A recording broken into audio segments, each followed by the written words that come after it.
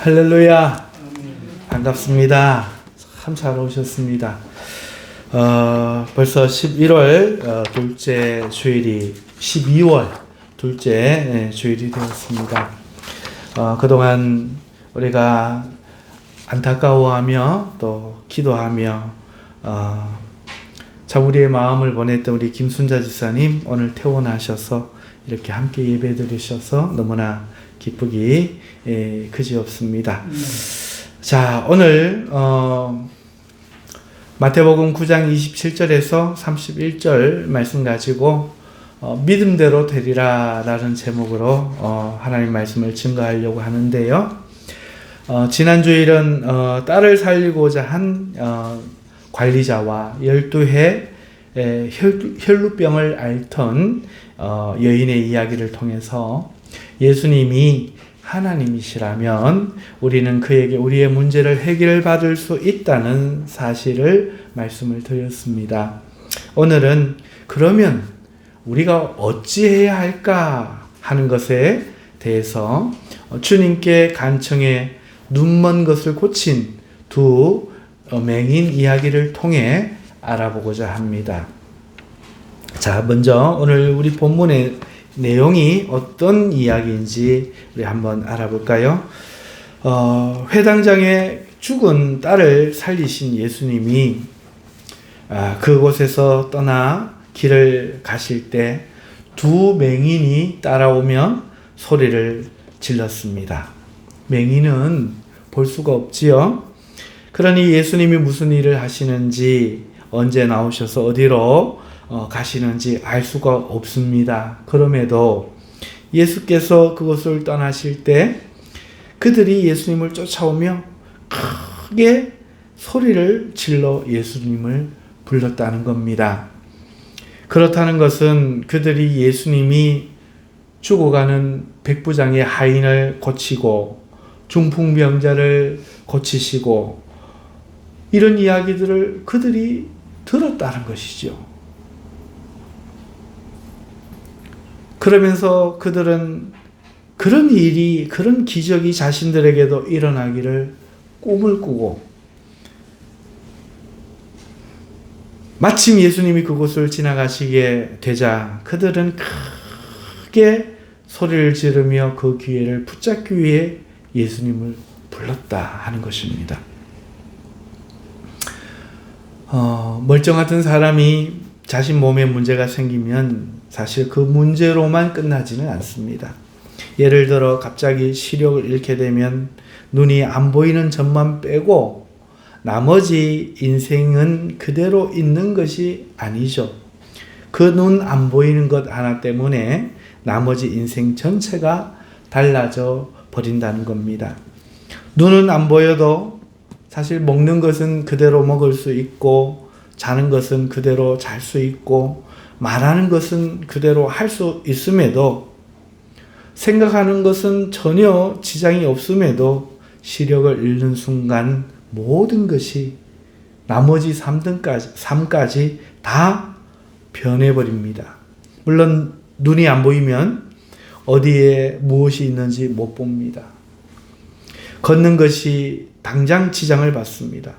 또 손으로 잡고 쓰고 또 정밀한 것들을 하는 것이 그전과 같을 수 없습니다. 하지만 마음만 평정심을 유지할 수 있다면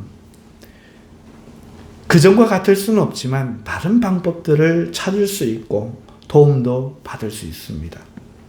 분명히 전과는 다른 삶의 변화가 없을 수 없습니다. 있겠지만 여전히 그에게는 사랑하는 가족들과 자신이 좋아하는 것들의 행복을 느낄 수 있는 시간과 기회가 있음에도 눈이 안 보이게 되었다는 이유만으로 그 모든 좋아하는 것들마저 그전과 같지 않게 되어버린다는 것이죠. 그의 마음에서부터 모든 것이 무너지고 그 눈 안 보이는 것이 인생보다 더 크게 느껴지기 때문입니다.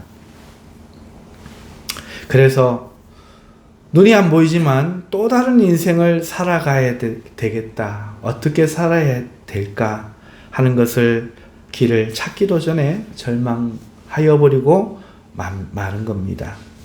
여러분, 우리가 장애가 없어서 잘 모르지만 장애가 있다는 것은 그런 거예요. 그 당사자의 절망감은 이루 말할 수가 없는 겁니다.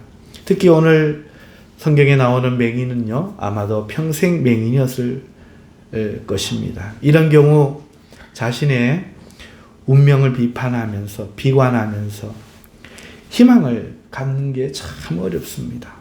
나는 맹인이야. 뭘 해도 나는 맹인이야. 나는 못 봐. 이것이 모든 것에 딱지처럼 붙는 거죠. 하지만 오늘 이들은 그 딱지를 떼고 예수님께 나왔습니다. 예수님 때문이지. 예수님이 하나님이심을 이들이 깨달은 겁니다. 예수님의 소식을 들으면서 그들은 생각하지 않았겠습니까? 도대체 어떻게 사람이 죽어가는 사람을 살릴 수가 있는가? 어떻게 바다를 잠재울 수 있는가? 어떻게 귀신을 쫓아낼 수 있는가? 그런 권세가 있는가? 그들은 의문을 가졌을 겁니다. 사람들이 나를 지금 눈이 안 보인다고 놀리나? 뻥을 치나? 어떻게 중풍병자의 죄를 사고 고칠 수 있단 말인가? 어떻게 옷자락만 만져도 고침을 받을 수 있단 말인가? 어떻게 죽은 여자아이를 다시 살릴 수 있단 말인가? 내가 들은 이 이야기가 맹인이라고 나를 놀린 건가? 사실이라면 그는 누구인가? 눈이 안 보이기 때문에 그들은 더욱 깊이 생각했을 것입니다.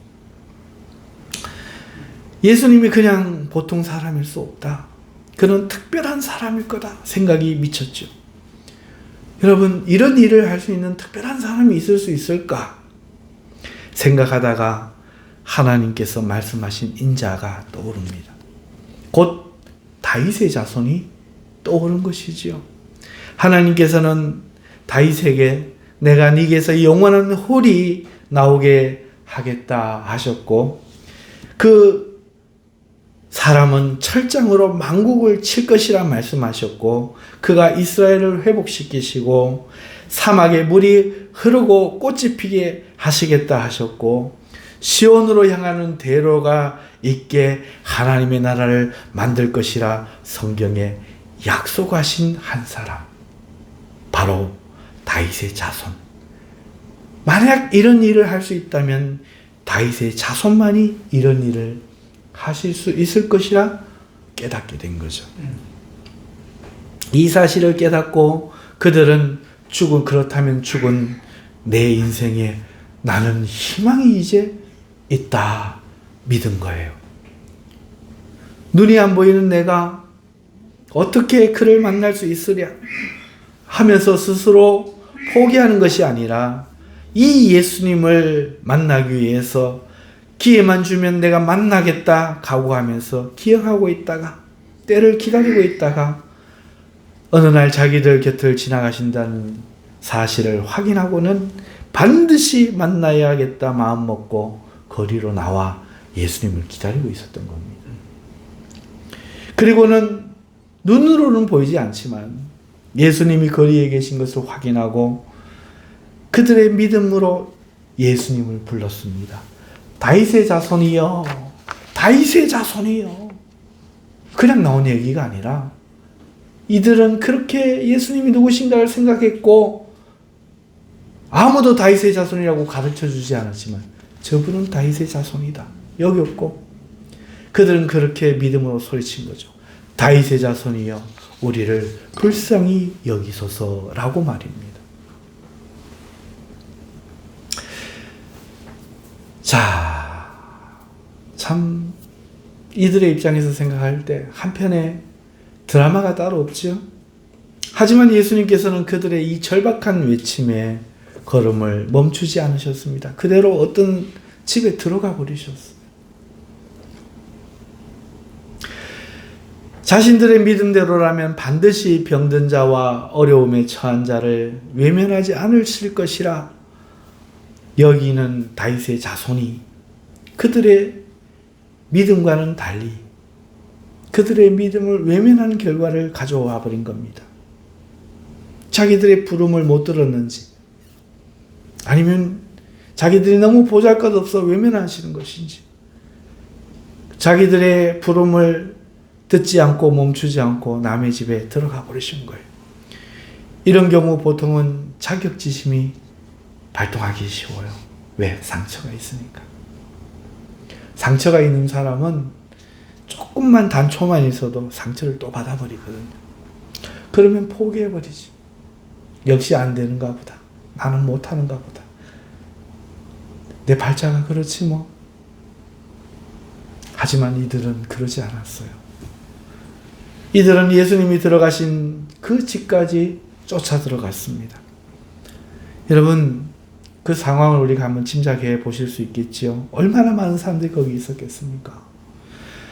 예수님은 죽은 아이를 살리셨어요. 이게 보통이 아니죠. 뭐 아무나 지나가던 개나 소나 다 할 수 있는 이런 일이 아니잖아요.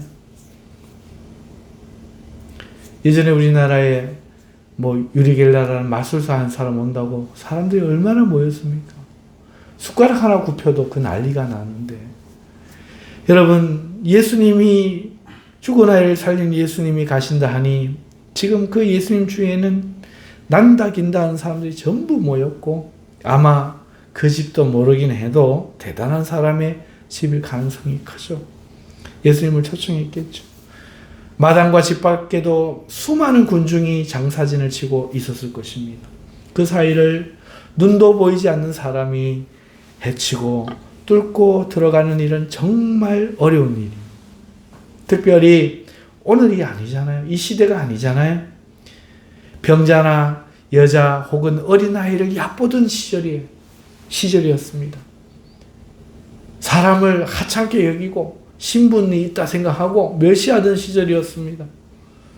그런데 맹인이 그 사람들을 해치고 들어갈 때 무슨 일이 있었겠습니까? 대단히 어려웠을 것입니다.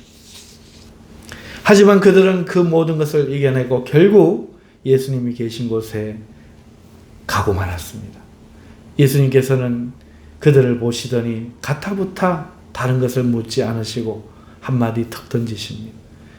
내가 능히 이 일 할 줄을 믿느냐?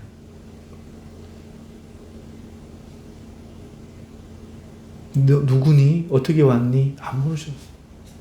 내가 능히 이 일 할 줄 네가 믿느냐? 이렇게 턱 말씀하시죠.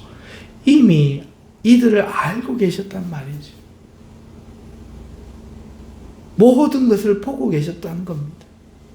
그들이 어떤 이유로, 어떤 마음으로, 어떤 각오와 믿음으로 지금 여기까지 왔는지 우리 예수님은 환히 아시고 있었죠.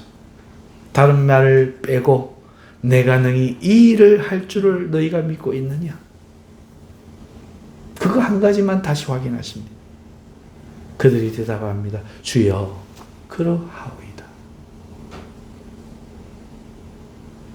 그런 그들의 눈을 예수님이 손으로 만져주시더니 너희 믿음대로 되라 하십니다. 예수님은 몰라서 물은 게 아니고 그 사실 하나를 확인하고 싶었던 거죠. 나를 믿는 자가 있다. 눈 건강한 많은 사람들이 아니라 눈이 보이지 않는 이들이 나를 믿는다. 예수님이 그렇게 말씀하시는 즉시 그들의 시력이 돌아와 눈이 밝아졌습니다. 그리고 그들은 기쁨으로 돌아갔겠죠. 올 때와는 전혀 다른 모습으로 가는 길을 더듬지 않고 처음 보는 것들에 기뻐하고 놀라워하며 마치 새로 태어난 듯, 마치 새로 창조된 세상을 보듯 그들은 큰 기쁨으로 돌아갔을 것입니다. 그리고 온 땅에 자신들이 겪은 이 놀라운 다윗의 자손에 대한 이야기를 했겠지요. 이것이 오늘 본문의 이야기입니다. 자, 그러면 사랑하는 성도 여러분, 오늘 이 본문을 통해서 하나님께서는 우리에게 무엇을 말씀하시고자 할까요? 오늘 우리가 이 본문 이야기를 통해서 우리 자신은 어떤 것을 들어야 할까요? 첫 번째로 오늘 이 본문에서 들어야 될 하나님의 음성은 우리가 지금 이 문맥에서 이야기해 오고 있는 것처럼 예수님이 하나님이시라면, 그래서 우리의 문제를 해결하실 수 있는 분이라면, 이 맹인들을 통해서 하시는 이야기는 왜 이 맹인들처럼 지금 예수님께 나가지 않고 그 자리에 머물러 있느냐 라고 말씀하실 수 있는 겁니다. 우리는 그 음성을 들어야 돼요. 하나님이 너의 문제를 해결해 주실 수 있다면 너는 왜 예수님께 나아가지 않고 그 자리에 머물러 있느냐 하는 것입니다. 아무리 문제가 커도 이 맹인만큼 주님께 나가기가 어렵겠습니까? 이 맹인들만큼 주님께 나가는 문제가 이 맹인들보다 더 어려운 사람이 몇이나 있겠어요? 이 맹인들이 주를 만나기 위해, 나가기 위해 겪었을 어려움들을 우리가 헤아려 볼 수 있다면 사지를 움직일 수 있는 사람이 얼마나 더 쉽겠습니까? 하다못해 말을 못한다 할지라도 눈으로 볼 수 있다는 그것 하나만으로 예수님께 나아가 만나기가 얼마나 쉽겠습니까? 가서 손짓, 발짓 하면서 주님이 못 알아들으시겠습니까? 지금 하나님께서는 인생에 자기 딴에는 큰 문제라고 생각해서 마치 인생 전체가 고장난 사람 마냥 전체를 버리는 사람들에게 너희도 나오라 말씀하시는 거죠. 첫 번째로 우리는 이 나오라는 말씀을 들어야 돼요. 예수님이 하나님이시라면 그가 너희의 문제를 해결해 주실 것이라 말씀하시는 겁니다. 두 번째, 오늘 이야기를 통해서 우리가 들어야 될 하나님 말씀은 이 맹인들처럼 믿음을 가지면 해결받는다는 거예요. 만일 이들이 믿음을 가지지 않았다면 어떻게 됐을까요? 아무리 예수께서 하나님이시라도, 아무리 예수께서 능력이 있으시다고 해도 아마 전혀 소용이 없고 도움이 안 되었을 것입니다. 오직 그들은 믿음으로 예수님을 바라보며 기다리며 만날 때를 기다렸습니다. 그리고 때가 오자 불렀고 포기하지 않았습니다. 끝까지 나아갔죠.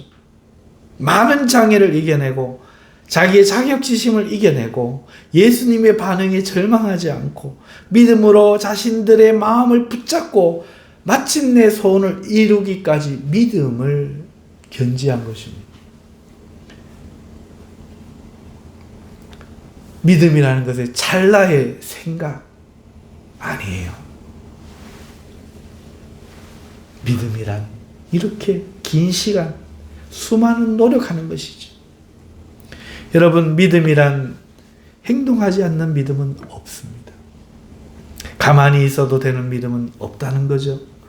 어떤 사람들은 성경을 잘못 이해해서 이런 말을 합니다. 바울이 아브라함은 어떤 행위 없이 오직 믿음으로 의인이 되었다고 말을 할 때 이것을 어리석게 해석합니다. 그래서 믿음은 행위 없는 것이라고 말을 합니다만, 아브라함이 왜 행위가 없었습니까? 고향을 떠나 하나님이 지시할 땅으로 목숨을 걸고 갔지 않습니까? 히브리서 성경도 이것을 그의 믿음이라고 분명히 말하고 있지 않습니까? 바울이 말한 아브라함이 행위가 아닌 오직 믿음으로 의롭게 되었다 하는 말의 이 행위라는 것은 십계명의 율법의 행위로 의롭게 되지 않았다는 말이지, 예수님을 믿기 위해서는 아무런 행동도 하지 않았다 하는 말이 아닌 것이지요. 믿음은 반드시 행함이 있습니다. 심지어 오늘 본문에서도 예수님은 이들의 행위를 보셨습니다. 또 예수님은 자신의 겉옷을 만지는 여인의 행위를 칭찬하셨고, 중풍병자를 병상에 메고 온 사람들의 행위를 보시고 믿음으로 여기시고 구원해 주지 않으셨습니까? 십계명 지키는 행위로 내가 우상 숭배 안 했어, 절에게 부처에게 절 안 했어. 나는 살인 안 했어. 나는 간음 안 했어. 도둑질 안 했어. 하는 이 죄 안 짓는 걸로 의로워진 게 아니라, 이 행위가 아니라 예수님을 믿기 위해서, 병 고침을 받기 위해서 기도하고 애쓰고 믿음을 붙드는 행위는 당연히 있어야 한다는 겁니다.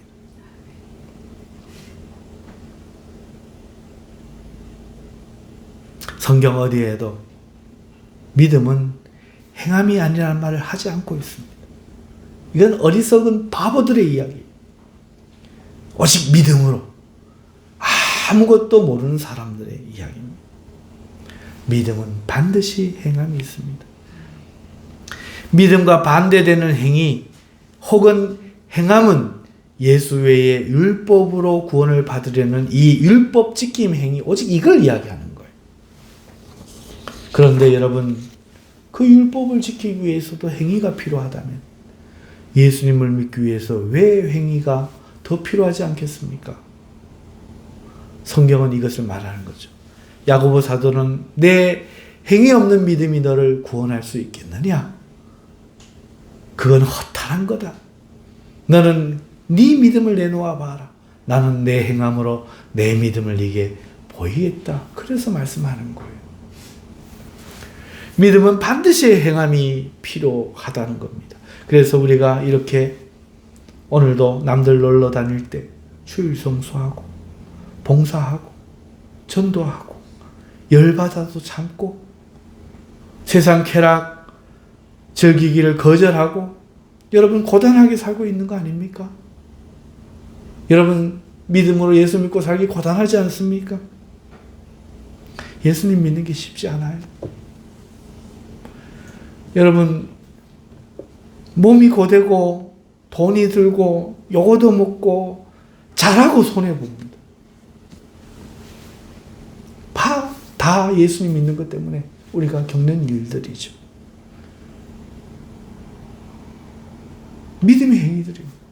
그런데 이 행위들에 예수님을 믿기 위함이라는 이 믿음을 빼고 그냥 이런 행위를 한다면 그거는 그냥 종교 행위일 뿐이죠.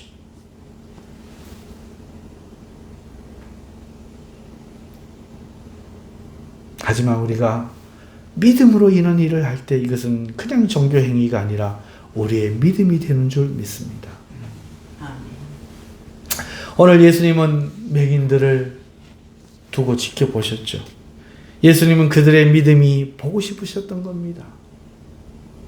이 말은 오늘 예수님은 우리들의 믿음 보기를 기다리고 계신다는 거예요. 왜 예수님이 가만히 있습니까? 왜 부르는데도 응답 없이 너무 이 집에 쑥 들어가 버립니까? 다윗의 자손이 아니라서가 아니라, 하나님이 아니라서가 아니라, 나를 무시해서가 아니라, 외면하시기 때문이 아니라 구원받을 믿음을 내놓기까지 기다리신다는 사실을 우리는 깨달아야 되는 겁니다. 예수님은 오늘도 동일하게 우리의 믿음을 보고자 하시는 겁니다.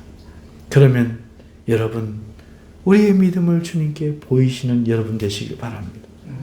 인생에 아무 문제가 없어도 믿음을 보이는 것은 대단히 중요합니다. 하물며 문제가 있을 때, 주의 은총이 필요한 문제를 갖고 있을 때에야 말이 무엇하겠습니까? 믿음을 보여야죠. 믿음으로 주를 찾고 응답하기까지 믿음으로 행동해야 하는 줄 믿습니다. 절망하지 마십시오. 포기하지 마십시오.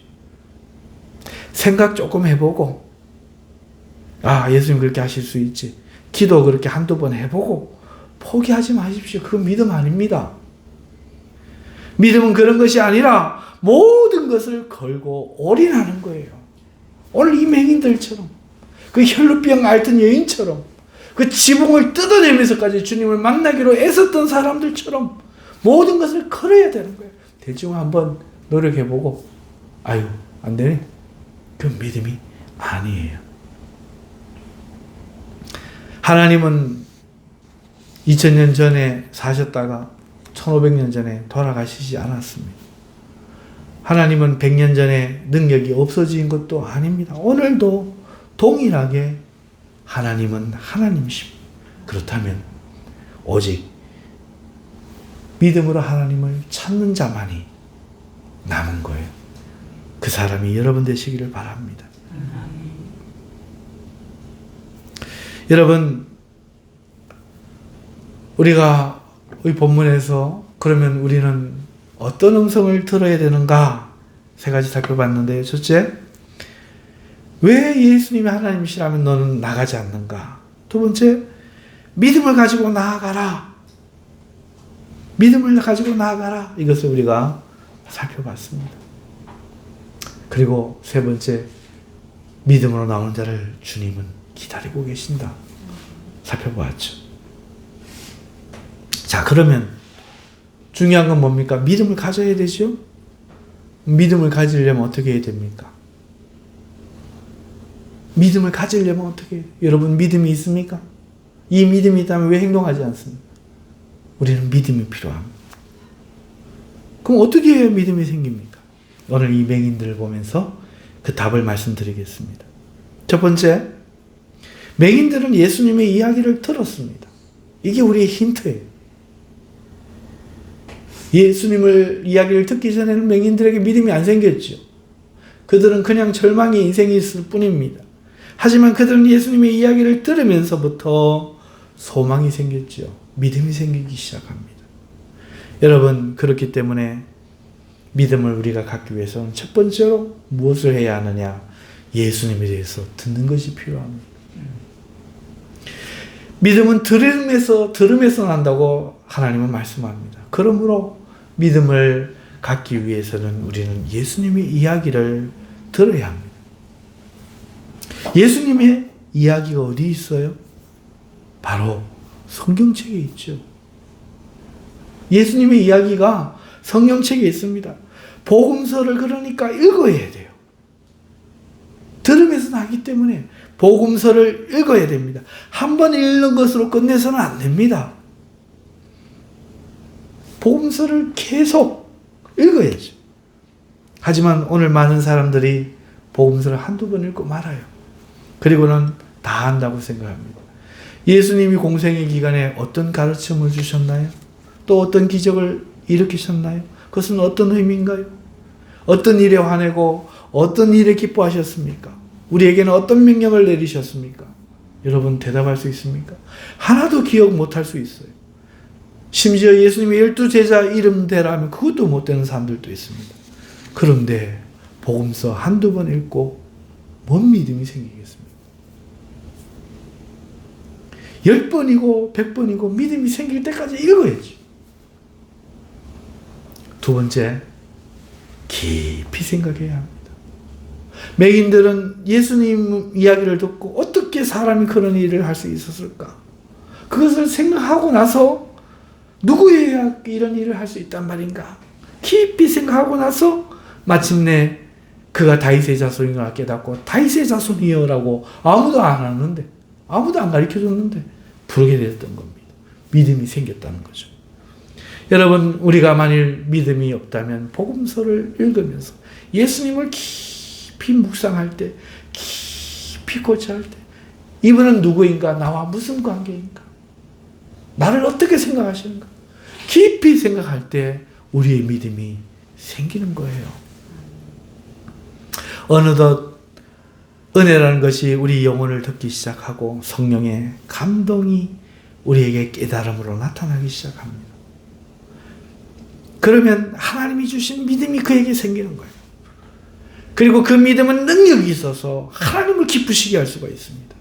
그리고 그의 그런 믿음은 하나님께 반드시 응답받고 하나님이 반응하십니다.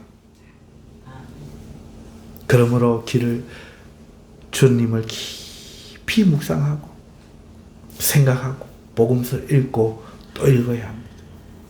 그런데도 많은 사람들이 예수님을 믿는 지 10년 되는 사람도 성경 일독 한 번 못한 사람들이 있어요.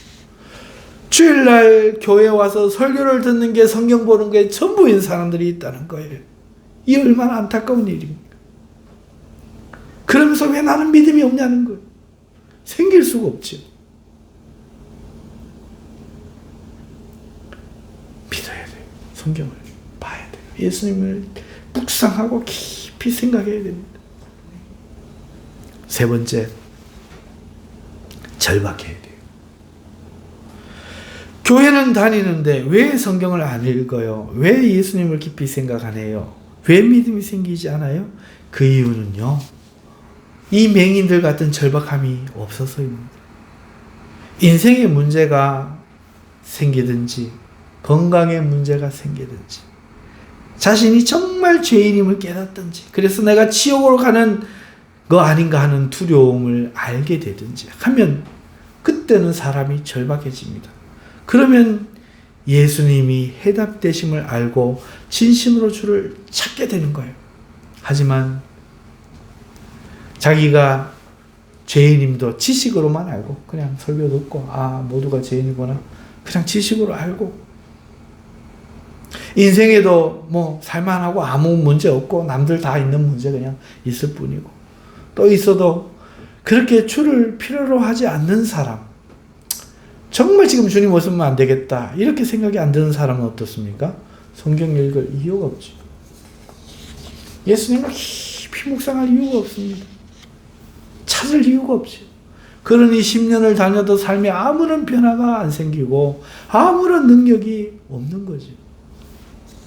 그러니 아무런 행위가 없는 겁니다. 내 믿음이 너를 구원할 수 있겠느냐 하시는 주님의 음성을 우리가 이때 생각해 보지 않을 수 없어요. 여러분, 내가 과연 절박한가? 난 정말 예수를 필요로 하는가? 깊이 생각해 보고 그러지 못하도록 오늘 내 마음을 장악하고 있는 어둠의 세력, 예수의 이름으로 물리쳐야 돼요. 하나님, 아직도 어둠의 영이 주님 외에 세상 것이 보이게 하고 주님을 절박하게 찾게 하지 못하게 만들고 있사오니 주여 나를 구원하여 주시옵소서. 내가 회개할 수 있게 하여 주옵소서. 죄인임을 깨닫게 하여 주시옵소서. 절박하게 주를 찾는 기도가 필요하다는 것입니다. 말씀을 맺습니다. 예수님은 우리의 하나님이십니다. 세상을 짓고 세상을 통치하시고 마침내 심판하실 것이며 그때 믿는 자들만 구원하실 우리의 하나님이십니다. 많은 사람들이 하나님이 어디 있느냐 말합니다. 얼마나 어리석습니까? 공기가 보이지 않아도 숨을 쉬니 공기가 있는 줄 깨닫지 않습니까? 전파가 안 보여도 텔레비전만 틀면 방송이 나오니 전파가 있음을 확인할 수 있지 않습니까?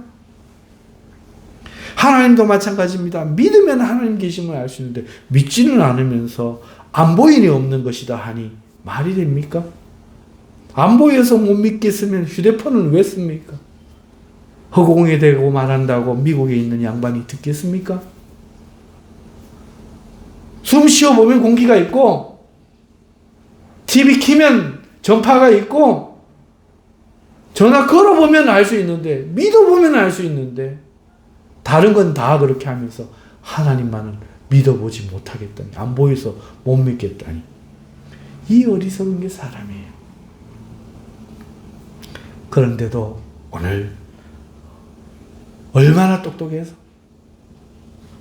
무슨 지혜가 있어서 예수님을 믿었는지 모르겠지만 오늘 우리는 예수님을 믿고 있어요. 믿음의 복을 받으신 여러분들이요, 여러분들이 복 있는 사람입니다. 그런데 그 믿음 점검해야 되지 않겠습니까? 오늘 우리에게 중요한 것은 오직 믿음입니다. 믿음만 있으면 새 세계가 열리는 겁니다. 믿음으로 천지가 하나님의 말씀으로 지어진 줄 우리는 알게 되고 자신이 구원받을 수 있음을 깨닫게 되고 삶의 문제에 하나님의 능력으로 해결될 수 있음을 경험할 수 있는 것 오직 믿음뿐입니다. 성도에게 있어 오직 중요한 것이 있다면 믿음 하나뿐임을 기억하시기를 바랍니다. 종교 생활이 아니라 오직 믿음으로 하는 믿음의 행위, 믿음, 이것이 중요합니다. 믿음대로 되리라 믿습니다. 왜냐하면 예수님이 그렇게 말씀하시기 때문입니다. 믿음의 주인공들 되실 수 있기를 주님의 이름으로 축원합니다. 기도하겠습니다. 거룩하신 하나님, 오늘 이 맹인들을 보면서 우리에게 하시는 말씀을 들을 수 있는 귀가 열리게 하여 주시옵소서. 예수님의 이름으로 기도하옵나이다. 아멘.